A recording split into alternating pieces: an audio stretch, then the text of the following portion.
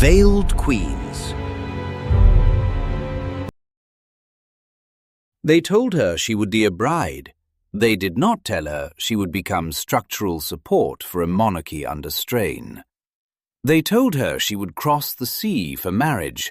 They did not tell her she would one day stand between instability and the collapse of royal authority. At 17, she left her homeland without ever having met the man she would marry. Within hours of arriving in England, she was dressed, inspected by a court she did not understand, and wed to a king she had only seen in oil paint. History would later soften this into romance. Tonight, we examine the architecture.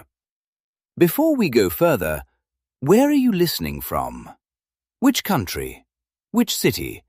And what time is it where you are right now? Late evening? Past midnight?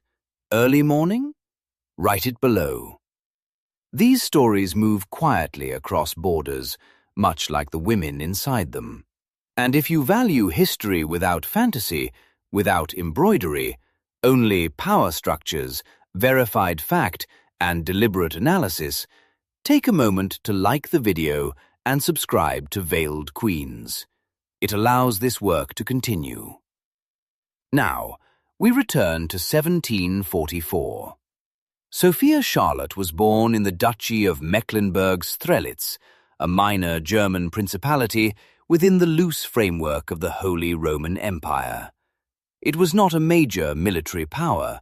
It did not direct continental politics. It survived through caution. Small German states in the 18th century functioned as diplomatic reserves. They did not dominate Europe, they supplied it. Daughters were their most reliable export. Charlotte's father governed a territory that relied on alignment rather than ambition. In the hierarchy of European courts, Mecklenburg-Strelitz was respectable but not threatening, and that distinction mattered enormously to Britain. By the time Charlotte reached adolescence, Britain was ruled by the House of Hanover, a German dynasty installed through the Protestant Act of Settlement of 1701. The law barred Catholics from the throne. This was not theological preference, it was political insurance against the return of the Catholic Stuart line. The British Crown required Protestant continuity. Marriage was a state instrument. In 1760, upon the death of George II, his grandson became King George III. He was 22, young enough to be shaped, old enough to require a wife immediately. Britain had just emerged from the 7 Years' War, a global conflict that extended from Europe to North America to India. Imperial ambition had expanded, so had debt. Political factions in Parliament were restless. The monarchy required not spectacle, but stabilization. A queen would serve multiple functions. She would produce heirs. She would embody Protestant virtue. She would avoid entangling Britain in unwanted alliances. France was impossible. Austria was dangerous. Prussia was politically complex. A minor German Protestant princess offered neutrality. Charlotte was selected not because she commanded influence, but because she did not. This is where the emotional narrative and the political structure intersect. At 17, Charlotte was informed of her engagement to a man she had never met. Portraits were exchanged, carefully rendered, diplomatically flattering. But portraits conceal temperament. Consent, in such arrangements, was ceremonial. She had been educated for obedience. Languages, music, religion, etiquette, the curriculum of exportable royalty. She was trained not to lead, but to represent. In August 1761, she departed Germany. The journey across the North Sea symbolized erasure as much as transition. She would not return as Sophia Charlotte of Mecklenburg. She would return, if at all, as Queen. When she arrived in London on September 8, 1761. She had no time to acclimate. No gradual introduction, no extended courtship. She met George III on the day of their wedding. Within hours, they were married at St. James's Palace. A political alliance sealed by strangers. And yet, something rare occurred. Unlike many 18th century monarchs, George III did not pursue a court culture defined by mistresses and indulgence. He cultivated domestic virtue. Observers described him as serious, disciplined, even austere. Charlotte, reserved and composed, mirrored that temperament.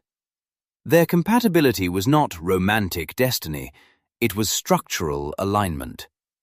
He desired stability, she embodied it. In the early years of their marriage, this alignment strengthened the monarchy's public image. Britain, expanding its empire and managing post-war instability, benefited from a royal household that projected order.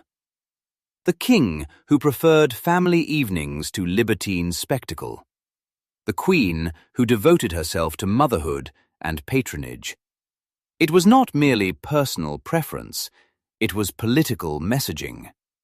Within 1 year, Charlotte gave birth to her first child, the future George IV. Over the course of their marriage, she would bear 15 children, 15 pregnancies. Each birth reinforced dynastic continuity. Each child was insurance against succession crisis. In a constitutional monarchy, where legitimacy underpinned authority, heirs were not sentimental additions, they were political anchors. But beyond reproduction, Charlotte adapted swiftly to British court life. She learned English fluently. She navigated aristocratic hierarchies. She established cultural patronage networks, supporting music, science, and botanical research. Her involvement with Kew Gardens aligned the crown with Enlightenment intellectual currents. This mattered. The 18th century was an age of reason, inquiry, and scientific ambition.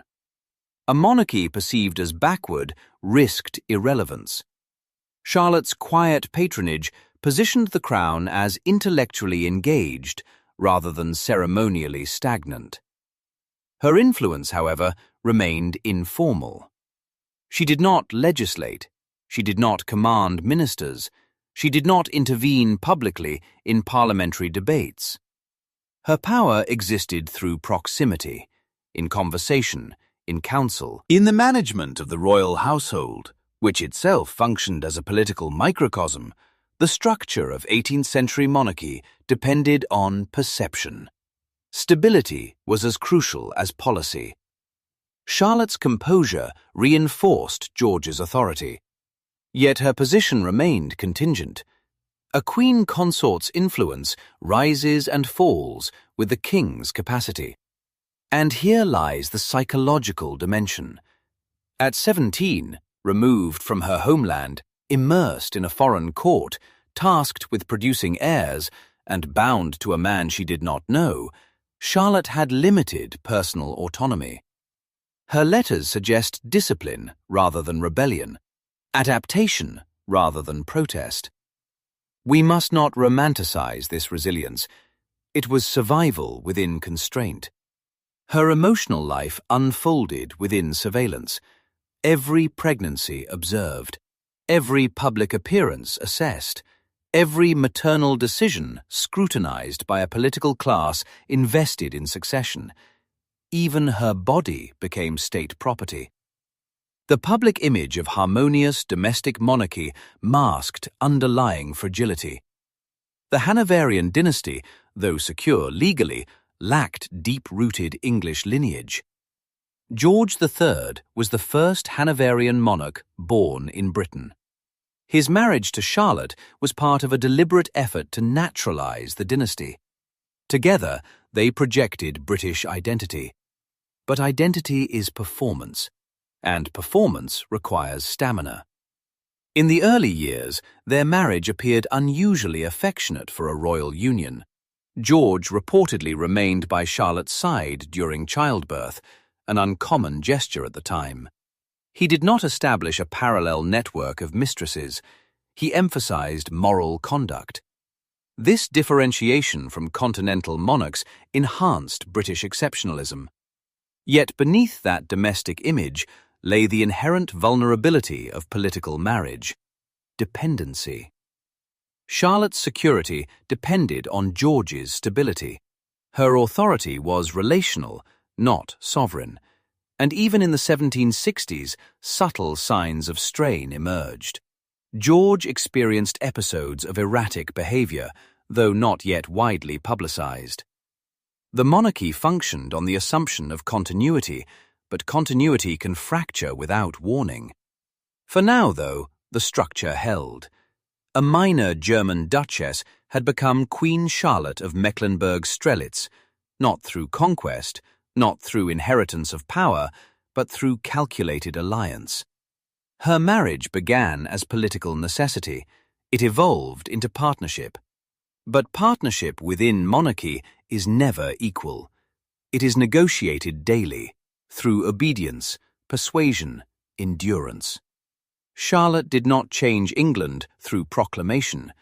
She changed it through presence, through reinforcing dynastic continuity, through stabilizing royal optics, through embodying Protestant legitimacy at a moment when Britain required reassurance. The girl who left Mecklenburg at 17 did not know she was stepping into a structure that would one day test her beyond marriage, into crisis, illness, and the fragile line between authority and collapse. But in 1761, none of that was visible. There was only a wedding, a ship crossing cold water, a ceremony performed before strangers, a crown placed upon a young head trained not for power, but for obedience. And in that obedience lay the quiet beginnings of transformation. Not of empire, but of monarchy itself. In public, she appeared ornamental. In portraits, she was framed in silk, pearls, and composure, positioned slightly behind the king, as etiquette required. But proximity is not the same as insignificance. Inside the private rooms of Buckingham House and Windsor Castle, Queen Charlotte of Mecklenburg-Strelitz occupied a position far more complex than history often allows. She was not crowned to rule. She was positioned to stabilize. 18th century Britain was not an absolute monarchy. Power formally resided in Parliament. Ministers shaped policy. Factions competed for influence. Newspapers increasingly shaped public opinion. The king's authority depended not only on law, but on perception. And perception is fragile. George III was earnest, moral, and deeply conscious of his role as a constitutional monarch. He sought to distance himself from the excesses of earlier courts. He valued virtue, family, and national identity. But sincerity does not guarantee steadiness. Political pressures mounted constantly. War debts, colonial unrest in America, factional rivalry within Parliament. A king in such a system required more than ministers. He required emotional equilibrium. This is where Charlotte's real function begins. She did not stand at a council table. She did not issue decrees. She did not negotiate treaties. She listened. And in monarchies, listening can be power. Private correspondence and contemporary observations suggest that George confided in her regularly. She became his closest companion, not merely ceremonially, but intellectually. She absorbed his anxieties. She witnessed his frustrations with Parliament. She understood his fears about legitimacy and reputation. The 18th century did not formally acknowledge queens as advisors. But informal influence shaped outcomes just as decisively as official counsel. When George wrestled with ministerial appointments, he sought her reassurance. When public criticism intensified, she reinforced his resolve. When self-doubt crept in, and it did, she provided steadiness. For American women listening tonight, imagine this. A woman in her early 20s transplanted to a foreign country, surrounded by aristocratic scrutiny, raising children almost continuously, and still functioning as the emotional anchor of the most powerful man in Britain. That is not decoration. That is infrastructure. Charlotte learned quickly that silence could be strategic. A queen who spoke too openly risked accusation of interference. A queen who appeared indifferent risked irrelevance. She mastered the middle ground. She cultivated an image of domestic devotion while exercising private persuasion. In a political culture that excluded women from official authority, she operated within acceptable boundaries and quietly expanded them. Her influence extended beyond the king's private chambers. Culture was politics in 18th century Britain. Patronage signaled values. Artistic alliances communicated national identity. Supporting certain thinkers or musicians was not neutral. It shaped intellectual climate. Charlotte understood this instinctively. She became a patron of the arts, not simply out of personal enjoyment, but as a means of reinforcing the monarchy's alignment with refinement and Enlightenment ideals. Music held particular importance. In an era before mass media, court music signified prestige and cosmopolitan sophistication. By elevating musical culture, the Queen strengthened Britain's cultural authority in Europe.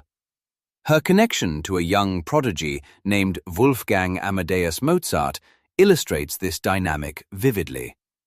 In 1764, during a European tour, the 8-year-old Mozart performed at the British court. He played for the king and queen. He impressed them with astonishing technical skill and compositional maturity. Charlotte reportedly supported and encouraged the young musician. Mozart later dedicated 6 sonatas to her. This was more than a charming anecdote. By endorsing emerging genius, Charlotte aligned the British monarchy with continental cultural excellence. She positioned the court as receptive to innovation rather than provincial isolation. For American listeners accustomed to thinking of influence through corporate boards or public office, consider this. In the 18th century, patronage networks were power networks.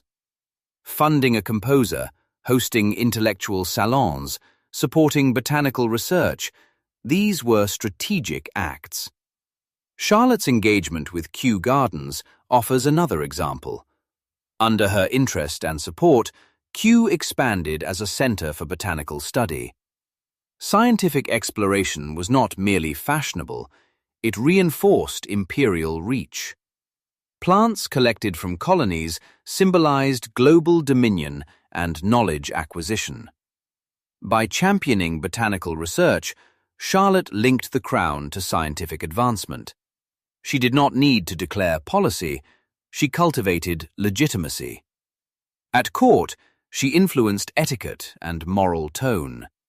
George III's reign became associated with domestic virtue rather than libertine indulgence. This was not solely his preference, it was a shared project. Together, they reshaped royal image. The earlier Georgian courts had been marked by scandals and public mistresses. Charlotte and George presented a different model. A visibly faithful marriage, numerous children, evenings centered around family life. For women in America today who navigate expectations of professional competence and domestic responsibility simultaneously, Charlotte's balancing act may feel unexpectedly familiar. She was expected to produce heirs repeatedly, 15 pregnancies, while remaining poised, intelligent, and culturally engaged. Each pregnancy weakened her physically. Each childbirth carried risk. And yet, she continued to appear publicly serene. Serenity, in her case, was labor. Her advisory role deepened as George's pressures intensified. The American colonies grew restless in the 1770s. Parliamentary debates sharpened. Criticism of the king increased. Political caricatures circulated. Public opinion became volatile. In moments of tension, Charlotte's counsel focused not on policy detail, that was for ministers, but on composure. She encouraged measured response. She reinforced his sense of moral duty. She emphasized stability over impulsive reaction. A constitutional monarchy cannot afford emotional volatility at its center. She became emotional ballast. This does not mean she controlled him. It means she prevented drift. There is a distinction. Women's influence in male-dominated structures often operates through modulation rather than command. Charlotte exemplified this pattern. She did not override George's decisions. She helped regulate the environment in which those decisions were made. Her presence mitigated isolation, and isolation is dangerous for rulers. As the years progressed, George experienced episodes of mental instability, though the full severity would emerge later. Even before public crises, subtle mood fluctuations appeared. Charlotte observed them first. She monitored changes others dismissed. Imagine the psychological weight. To recognize fragility in the person whose authority anchors the state, and to conceal that recognition from a court that would exploit weakness. She learned discretion at an advanced level. When rumors surfaced, she maintained composure. When critics whispered, she projected calm. Public panic begins with visible fracture. She prevented visible fracture. Simultaneously, she expanded her cultural patronage. She supported painters, musicians, and scholars. She fostered a court atmosphere that emphasized refinement rather than spectacle. Her drawing rooms became spaces of controlled intellectual engagement. Not radical debate, not revolutionary philosophy, but carefully curated culture. This distinction is important. The Enlightenment was reshaping Europe. Ideas about liberty and representation circulated widely. Britain's monarchy needed to appear enlightened without appearing destabilized. Charlotte's patronage struck that balance. She encouraged scientific curiosity while maintaining loyalty to tradition. She embraced music and art without endorsing political radicalism. For American women, accustomed to navigating polarized environments, this strategy may resonate. Support progress without surrendering structure. Charlotte understood optics at an instinctive level. Her fashion choices, for example, subtly reinforced national identity. She favored modest silhouettes compared to continental extravagance.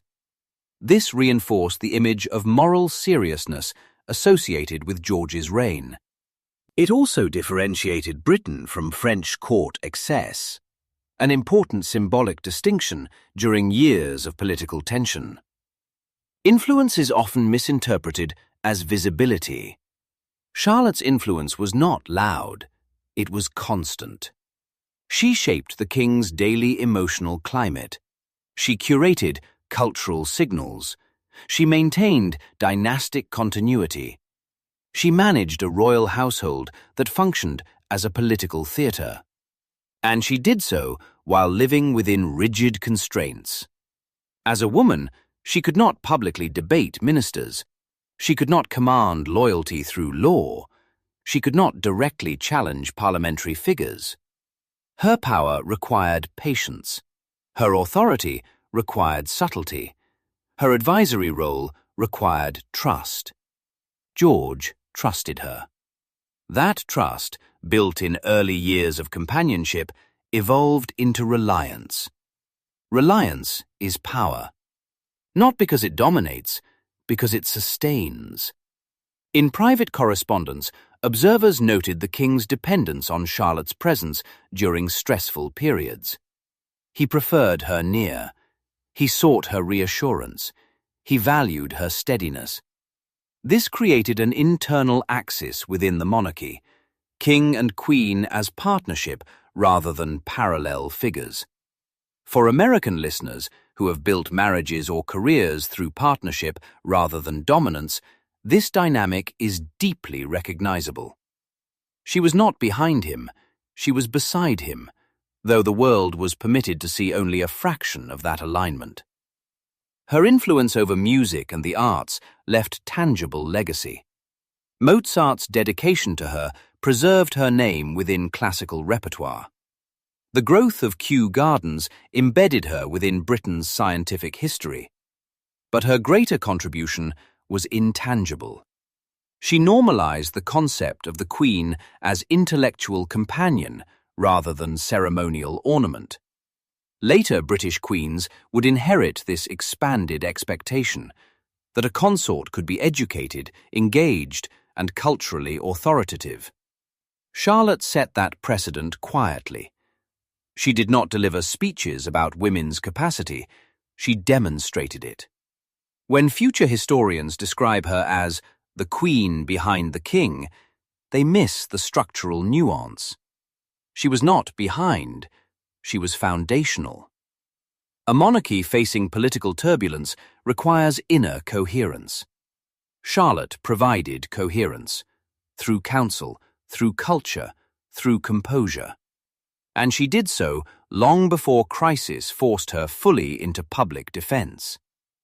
What appears from a distance as supportive domesticity was, in practice, strategic governance through influence. In a world that denied her official power, she mastered unofficial power. That mastery would become essential when the king's stability faltered dramatically. But even before illness redefined her responsibilities, Charlotte had already reshaped the monarchy's cultural and emotional architecture. Not by claiming authority, by sustaining it. And in the quiet sustaining of power, she changed the very expectations of what a queen could be. Power does not collapse all at once. It trembles first.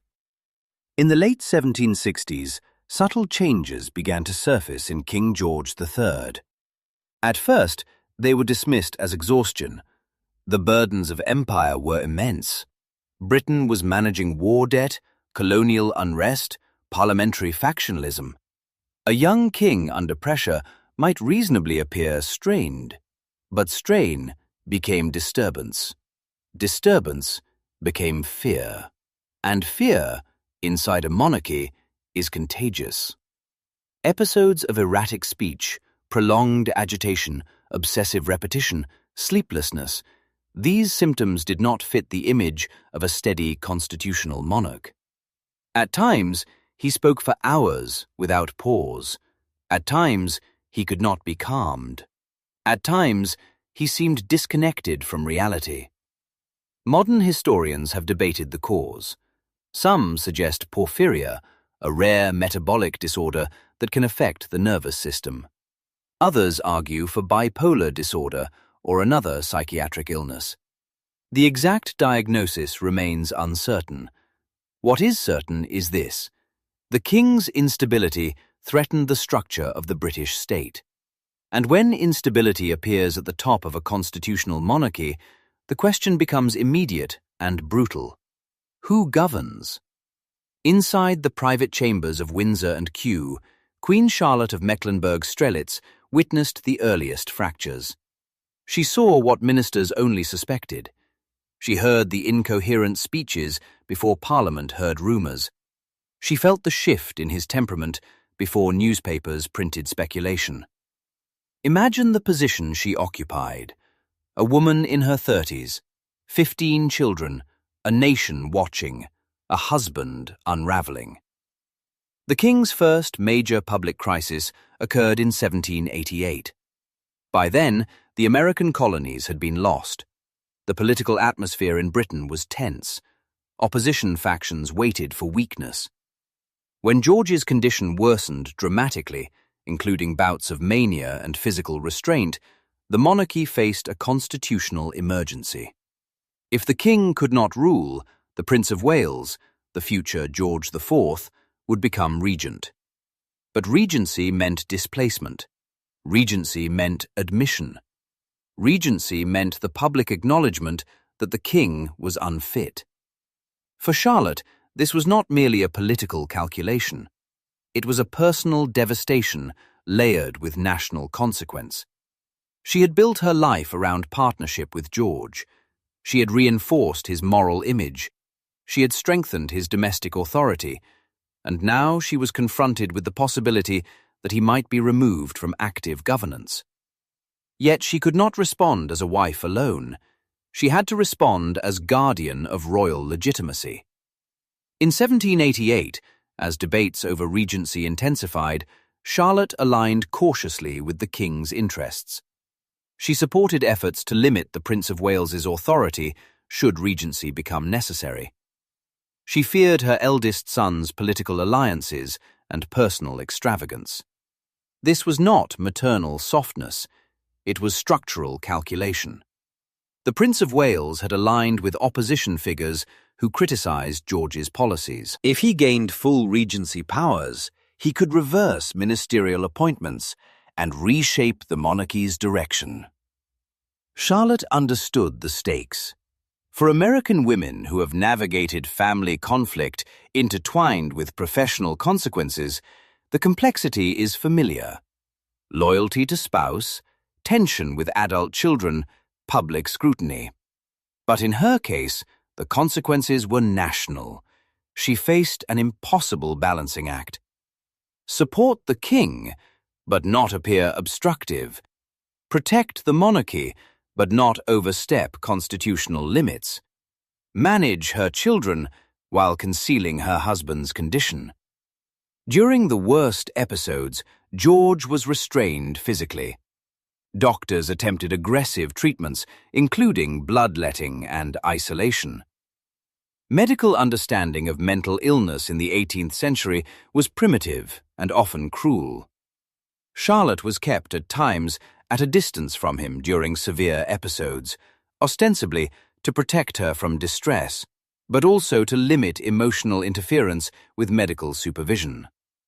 The emotional toll was profound.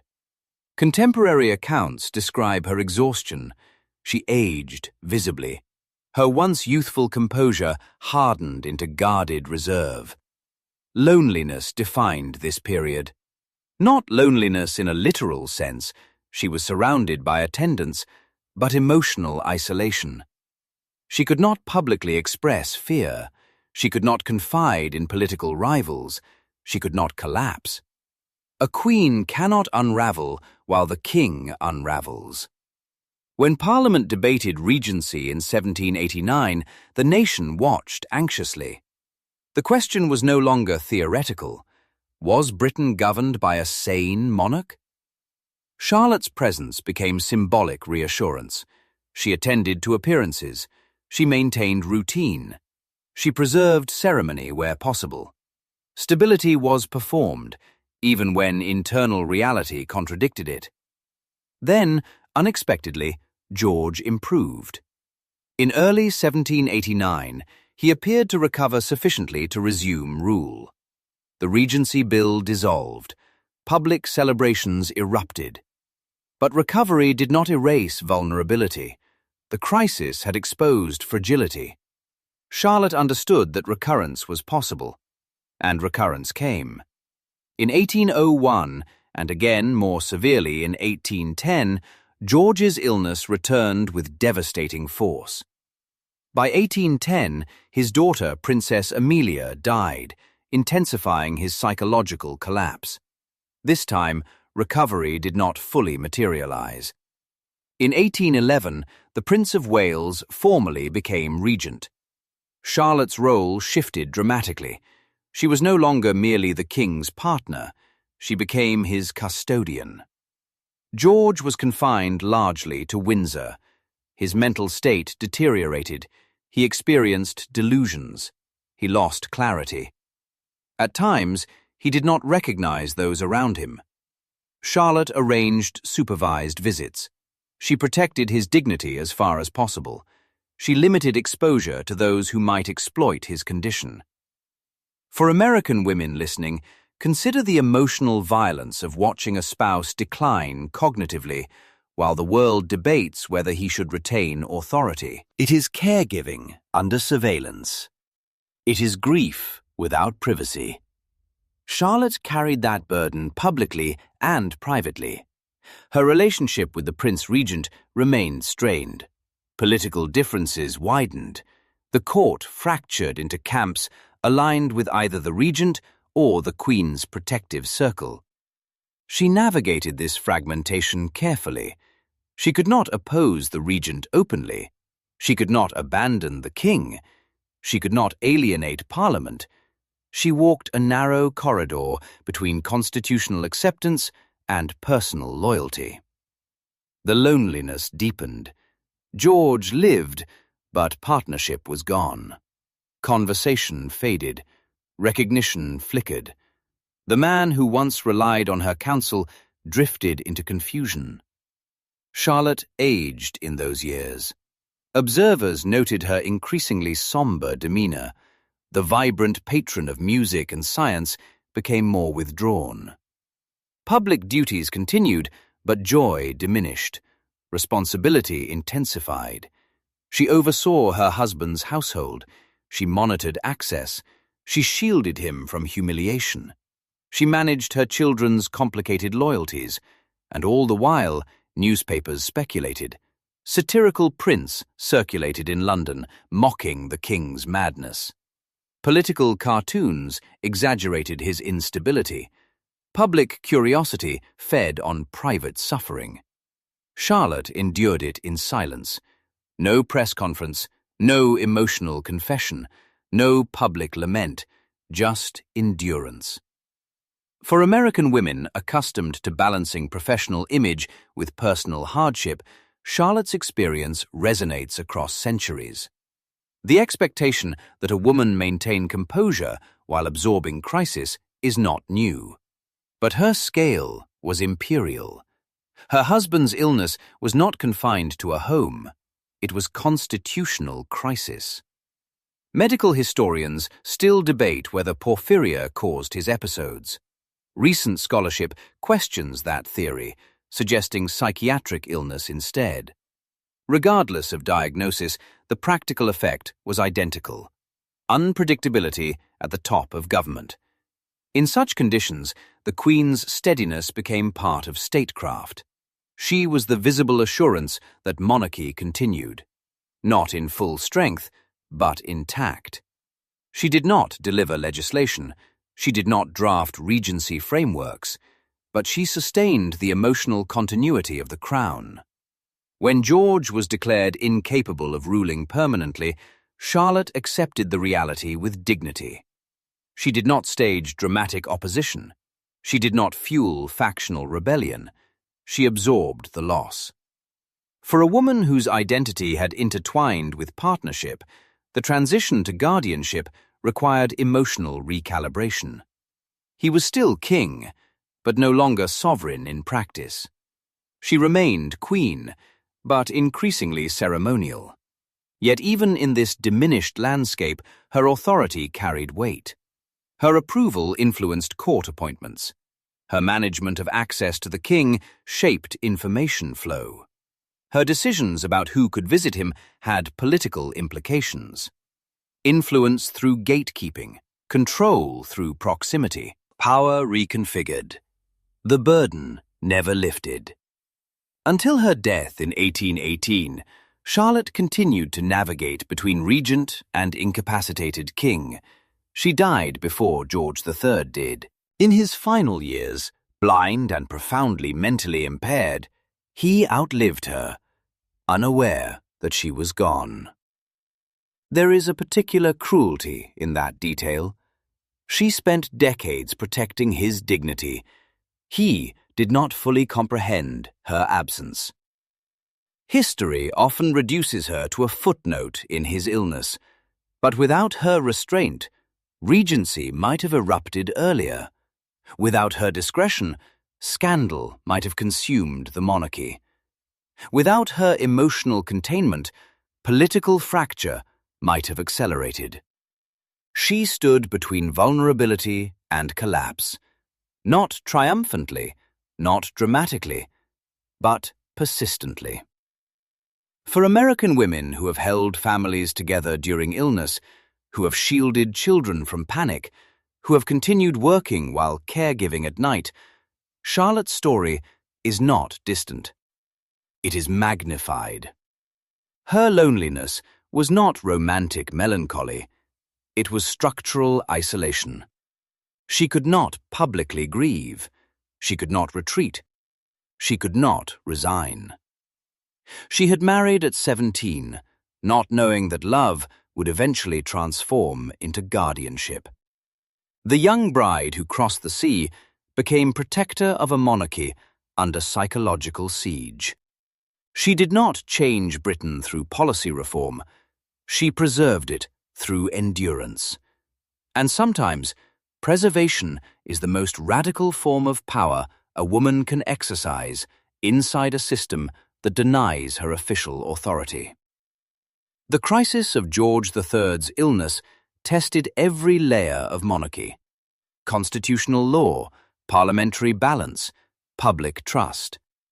It also tested one woman's capacity to remain upright while the centre trembled. Charlotte did not command armies. She did not draft regency acts. She did not cure illness. She absorbed impact, and in absorbing it, she prevented collapse. That is not decorative history. That is structural resilience. And it came at the cost of her own solitude. Centuries after her death, when the monarchy she helped stabilize had already transformed beyond recognition, another question began to circulate. Not about her counsel, not about her endurance, not about the years she spent guarding a king unraveling in private, but about her face. In the 21st century, scholars and commentators began revisiting portraits of Queen Charlotte of Mecklenburg-Strelitz with new scrutiny.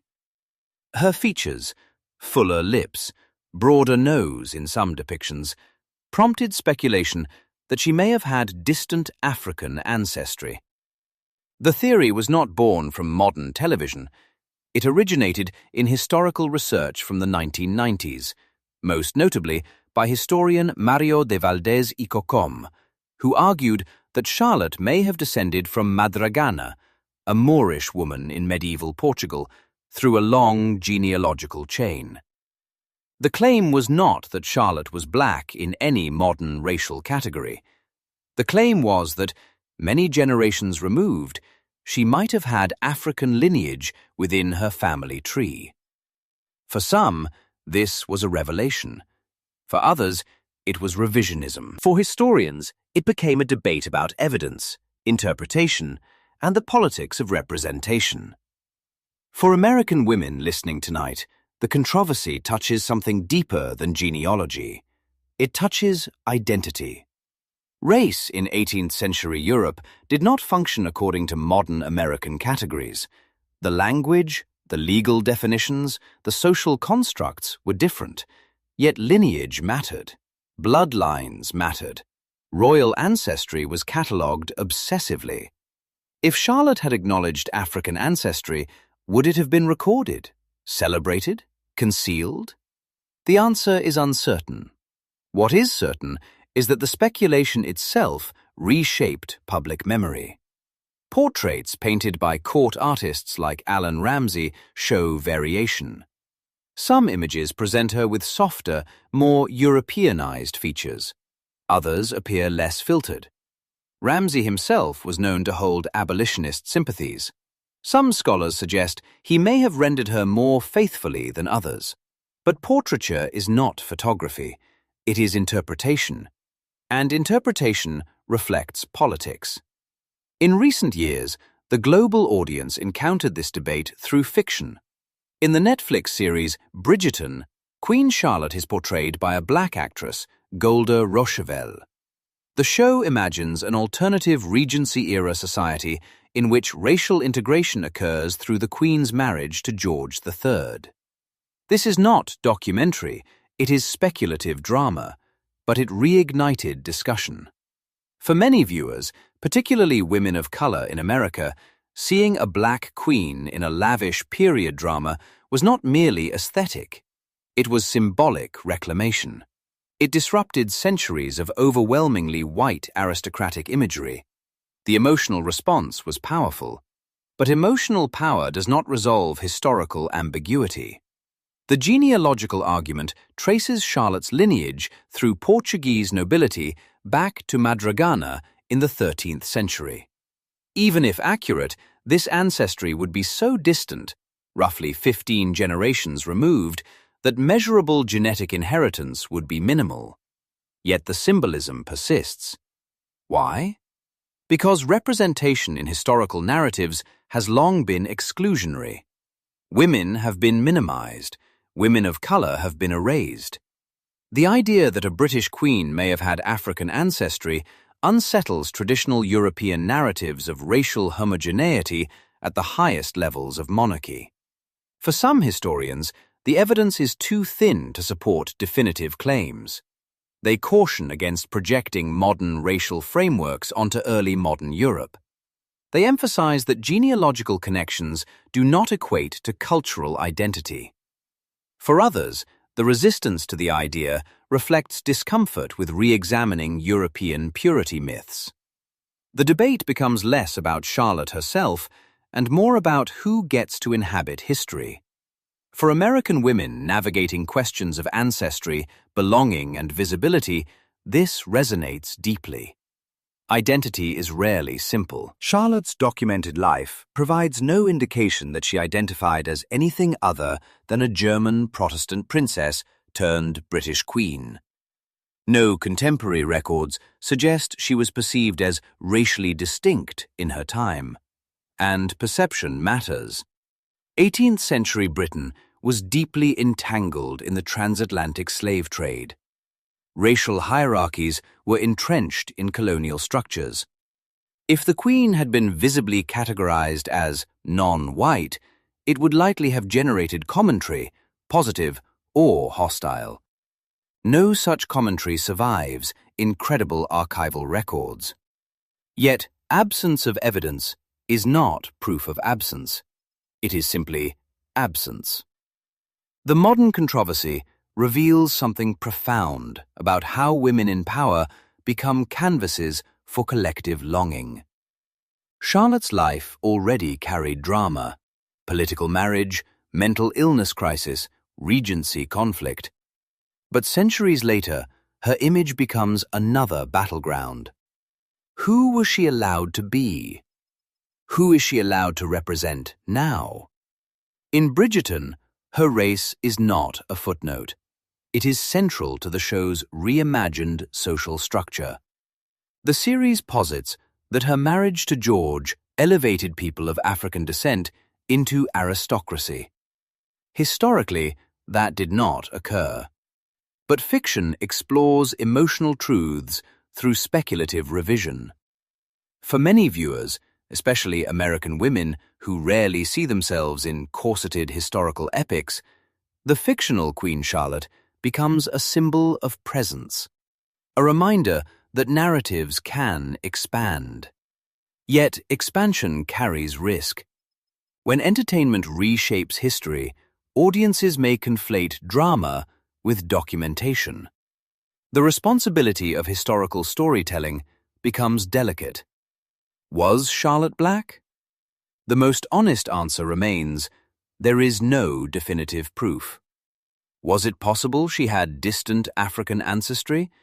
Genealogically, perhaps.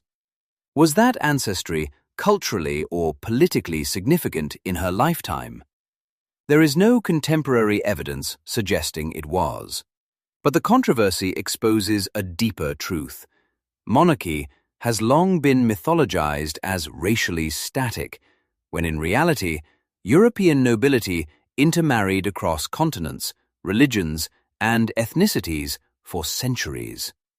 The Mediterranean world, in particular, has always been interconnected. Portuguese history includes Moorish presence. Spain includes centuries of Islamic rule. Lineages intertwine. The discomfort arises not from genealogical complexity, but from modern racial binaries projected backward. For American women listening, particularly those who carry layered ancestry, the conversation around Charlotte feels familiar. Identity often sits at the intersection of documentation and lived perception. If Charlotte had known about distant African lineage, would it have altered her self-conception? Perhaps not. But the fact that modern audiences yearn for that possibility reveals ongoing hunger for inclusive historical imagery. It also reveals the fragility of traditional narratives. For centuries, European royal history has been told through narrow lenses. The suggestion of diversity within that lineage destabilizes assumptions. Yet, we must remain careful. Reclaiming representation should not require distortion. Charlotte's documented achievements stand independently of racial speculation. Her advisory role, her endurance through George's illness, her cultural patronage, these do not depend on ancestral debate. They are real. Still, the power of the Bridgerton portrayal cannot be dismissed. When millions of viewers saw a black queen commanding courtly authority, it shifted imaginative possibility. Young women saw themselves in silk and sovereignty. Period drama ceased to feel exclusively European. Symbolism matters, but so does evidence. For historians, the task is to hold both: the emotional resonance of representation and the discipline of archival truth. Charlotte's image has been reshaped before. In her own lifetime, portraits softened features to suit aesthetic expectations.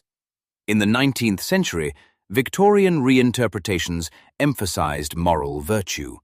In the 20th century, she receded into footnotes about George's madness. Now, in the 21st century, she re-emerges as a racial conversation. Women in power are rarely allowed stillness in memory. Their bodies become arguments, their faces become debate.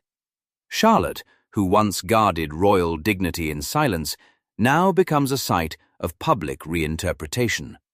For American women balancing pride in heritage with the complexity of lineage, her story underscores a broader lesson. Ancestry is layered, identity is negotiated, and historical visibility evolves. The modern debate does not diminish her. It reveals our era's priorities. We are less interested in dynastic alliances and more interested in representation. Less focused on parliamentary maneuvering and more focused on inclusion. History becomes a mirror. Charlotte's life existed within 18th century constraints. Our conversation about her exists within 21st century concerns. Both realities can coexist without erasing each other. Whether or not she carried distant African ancestry, her presence at the center of empire invites reflection on how power, race, and gender intersect. In her lifetime, she navigated exclusion from formal authority because she was a woman. In ours, she becomes re-examined through the lens of race. Power always leaves residue, and women at its center become symbols long after they are gone. The debate around her ancestry will likely continue. Historians refining genealogical charts, commentators interpreting portraiture, audiences responding emotionally to fictional portrayals. But beyond speculation stands the documented truth. She was a young German princess who became Queen of Britain. She stabilized a monarchy through illness and political fracture. She influenced culture quietly but decisively. Her legacy does not depend on a single ancestral thread, yet the conversation about that thread tells us something profound about ourselves. We are still negotiating who belongs in history's most gilded rooms. And perhaps that is the most revealing chapter of all. When she first crossed the North Sea at 17, no one could have predicted that her greatest influence would not be political reform, nor dramatic proclamation, nor even cultural patronage. It would be image. And image, in monarchy, becomes architecture. By the time Queen Charlotte of Mecklenburg-Strelitz died in 1818, Britain had transformed. The American colonies were gone.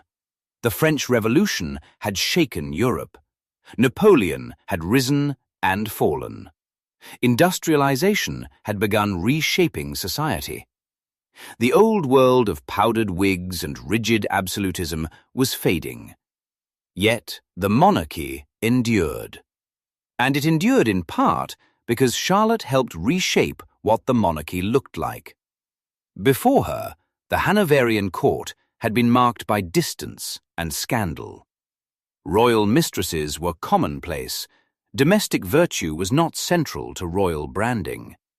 The monarchy's emotional life was largely irrelevant to public expectation. Charlotte altered that equation. Together with King George III, she projected a model of marriage that emphasized fidelity, family cohesion, and moral seriousness. Their union, however politically constructed at its beginning, evolved into visible partnership. That visibility mattered. For American women listening today, consider how public couples influence cultural norms. When a powerful pair models stability, it subtly redefines aspiration. George III was not known for flamboyance. He was known for domestic routine, evening walks, time with children, structured household life. Charlotte reinforced this image deliberately. She appeared not as a remote sovereign, but as a mother. And motherhood, in a monarchy, can be political strategy. 15 children were not simply heirs, they were symbols of continuity. They populated European courts through marriages, extending British influence diplomatically. But they also created a narrative. This was a family monarchy. In the late 18th century, that shift was significant. As Enlightenment ideals circulated, emphasizing reason, virtue, and moral order, a monarchy that embodied disciplined domesticity appeared modern rather than decadent. Charlotte stood at the intersection of eras. She was formed in the rigid structures of small German courts, yet she matured within a Britain influenced by Enlightenment philosophy. She patronized science and music, supported botanical study, and engaged with intellectual culture. But she also upheld tradition. She did not advocate revolution. She did not challenge monarchy. She did not dismantle hierarchy. She stabilized it through adaptation. When George III's illness forced the nation into the Regency period, the symbolic transition became visible. The Prince Regent embraced a different style, lavish, indulgent, architecturally grand. Carlton House glittered with excess, fashion shifted, society loosened. Charlotte's earlier reign had been comparatively restrained. In that contrast lies her transitional role. She bridged the moral seriousness of late Enlightenment monarchy with the flamboyance of Regency society. For American women observing cycles of cultural change, conservative periods giving way to expressive eras, this arc feels familiar. Charlotte represented steadiness before spectacle. Her influence extended beyond aesthetics. She normalized the expectation that a queen consort would be educated, culturally engaged, and emotionally intelligent. Later British queens inherited this expanded template. Queen Victoria, decades later, would emphasize domestic virtue even more dramatically. The image of the Queen as moral center of the family, devoted wife, protective mother, became entrenched in British identity. Charlotte laid groundwork for that archetype. She demonstrated that the Queen's power did not require overt political authority. It could manifest through shaping tone, reinforcing family structure, and sustaining dignity during crisis. In modern terms, she contributed to royal brand management. That phrase may sound contemporary, but monarchy has always depended on perception. Survival requires adaptation to public sentiment. During George's mental health crises, Charlotte's composure preserved public trust. During Regency transition, her restraint prevented explosive factionalism. After her death, the monarchy moved fully into a new era, but it carried forward the domestic template she helped establish. She transformed the idea of what a royal marriage should look like, not a collection of parallel alliances, but a unit. Even when illness fractured partnership, the narrative of unity endured. For American women balancing marriage, motherhood, career, and public identity, Charlotte's legacy resonates in subtle ways. She operated in a system that denied her official authority, yet she expanded the boundaries of informal influence. She made intellectual engagement part of queenship. She made maternal presence part of monarchy's emotional core. She made endurance visible without dramatization. And she did so across decades of upheaval. Her life spanned the shift from 18th century dynastic politics to 19th century constitutional evolution. She witnessed colonial rebellion, European revolution, and internal regency. She navigated a husband's psychological decline while maintaining national composure. When she died, the monarchy did not collapse. It adjusted. That adjustment was possible because the public had grown accustomed to a model of royalty grounded in family identity rather than sheer sovereign mystique. Charlotte helped humanize monarchy without weakening it. That balance is delicate. Too much humanization invites scrutiny. Too much distance invites alienation. She maintained equilibrium. Modern royal families continue to rely on this template. Public appearances emphasize family cohesion. Royal narratives highlight marriage and parenthood. Cultural patronage remains central to legitimacy. The expectation that royalty embody moral steadiness, particularly queens, traces backward through Victoria to Charlotte. She was not revolutionary, she was evolutionary. She did not demand transformation. She enacted it gradually, through repetition. Even the controversy surrounding her ancestry in modern debates reflects her enduring symbolic relevance. She remains culturally potent because she represents a hinge moment between old aristocratic Europe and a more public-facing monarchy. For American women navigating generational transitions, daughters raised in one world raising children in another, Charlotte's life offers a historical parallel. She inherited one model of queenship. She left behind another. Her impact was not loud, it was lasting. When we speak of her changing England forever, we do not mean she rewrote law. We mean she reshaped expectation. She altered how monarchy could appear in an age increasingly skeptical of inherited power. She anchored the crown during illness. She reinforced domestic virtue during Enlightenment critique. She bridged eras without breaking structure. And that is a form of legacy often underestimated. Not the legacy of conquest, but the legacy of calibration. In the quiet recalibration of monarchy's image, Charlotte ensured that the British crown would enter the Regency period and eventually the Victorian era, not as a relic, but as institution adaptable enough to survive modernity. For a woman who began as a teenage bride crossing cold water toward uncertainty, that endurance becomes extraordinary. She did not simply marry into history, she shaped its tone. And tone, over time, becomes tradition. History rarely announces the women who hold it together. It celebrates conquerors, it immortalizes speeches, it crowns victories, but it seldom lingers on endurance. When we look back at Queen Charlotte of Mecklenburg-Strelitz, we do not find revolution. We do not find dramatic declarations that shattered institutions overnight. We find something quieter.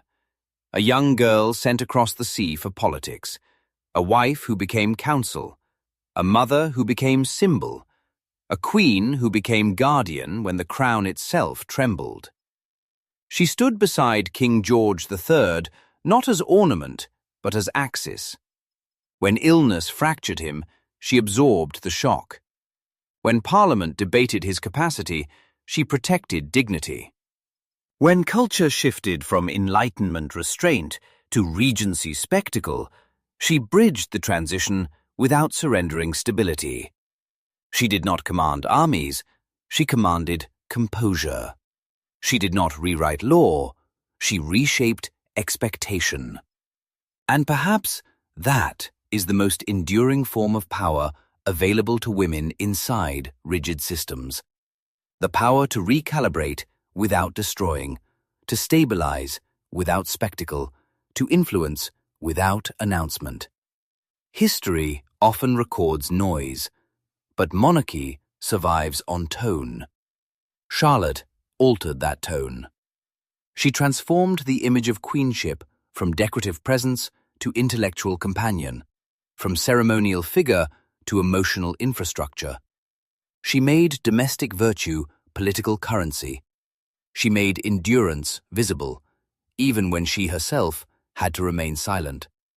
And here, in the quiet after her story, we return to the question that defines veiled queens. What does history choose not to emphasize? It rarely centers the woman who prevented collapse. It rarely honors the restraint that avoided scandal. It rarely credits the composure that preserved institutions. Yet without her, the Regency crisis might have fractured legitimacy far earlier. Without her, the moral branding of the Hanoverian monarchy might not have taken root. Without her, the crown might have entered modernity less prepared to survive scrutiny. She did not conquer England, she steadied it. And in that steadiness, she changed it. If you are listening tonight from New York, Texas, California, or anywhere beyond Britain's shores, consider this. How many women in your own life hold structures upright without applause? How many recalibrate families, careers, communities, quietly, persistently, while history records someone else's name in larger print? Charlotte's story is not about fantasy romance. It is about structural resilience. And resilience, when sustained across decades, becomes legacy. If this story has shifted how you see power, if it has made you reconsider what influence looks like, tell me where you are listening from and what time it is where you are. I read every comment.